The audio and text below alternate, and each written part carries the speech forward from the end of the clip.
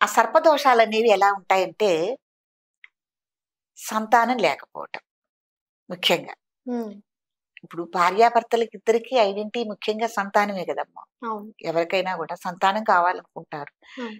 ఎవరినడిగినా నీ ఆస్తి ఎంతుంది? ఏమిటని అడగరు. మీకు పిల్లలు ఎంతమందండి అని ఆ! అడుగుతారు. ఆ! కదా! అవును.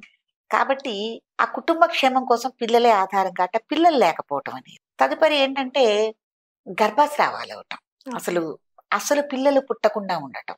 గర్భస్రావాలవటం. తర్వాత గర్భస్రావాలు కాకుండా పుట్టిన పిల్లలు పుట్టినట్టే వెంటనే చనిపోవటం. హ్మ్. ఇది కూడా సర్ప సంబంధిత దోషాలే. ఇట్లా కాకుండా పిల్లలు పుట్టిన తర్వాత బుద్ధి మాంద్యంతో అంటే చెవిటి వాళ్ళుగా గాని, లేకపోతే అవిటి వాళ్ళుగా గాని బుద్ధి మాంద్యం అంటే వికసించని మనస్తత్వంతో పుట్టటం పిల్లలు. హ్మ్. ఇవి కూడా సర్ప సంబంధిత దోషాలుగానే మనం పరిగణలోకి